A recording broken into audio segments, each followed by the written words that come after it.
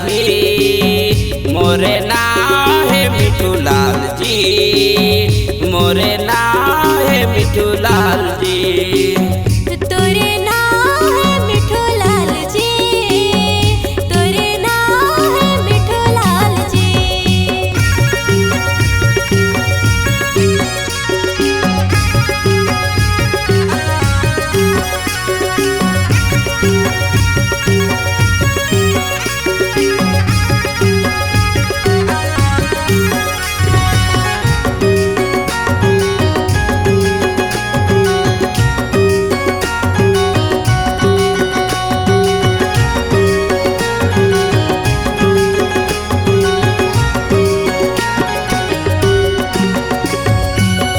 सेवा करबो मेवा पाबो, यही बचन ला सबके सिखाबो, यही बचन ला सबके सिखाबो।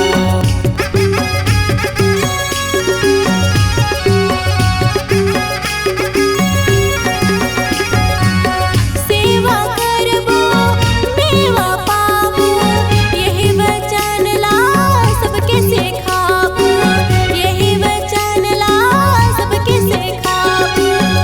मोरे नाम है मिठू लाल जी, मोरे नाम है मिठू लाल जी। तोरे नाम है मिठू लाल जी, तोरे नाम है मिठू लाल जी।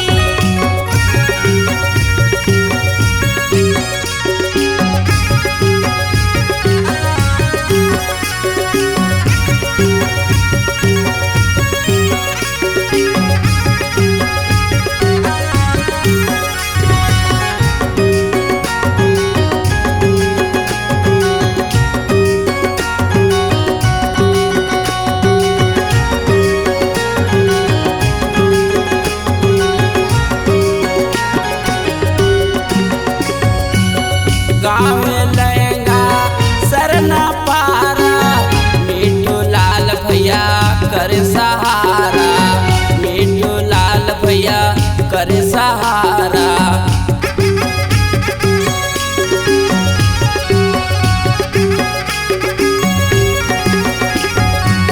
काहे लहंगा सरना पारा, मिठू लाल भैया सबके सहारा, मिठू लाल भैया सबके सहारा।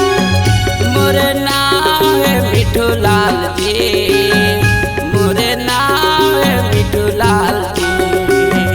तोरे नाम है मिठू लाल जी, तोरे नाम है मिठू लाल जी। सुनो भाई सुनो बहन सुनो संगवारी, सुन भाई सुन बहन सुनो सगवारी, पिंजिया समाज बैठे समादाय का धरी, पिछिया समाज बैठे जमद के धरी। सबका सेवा करता जाही।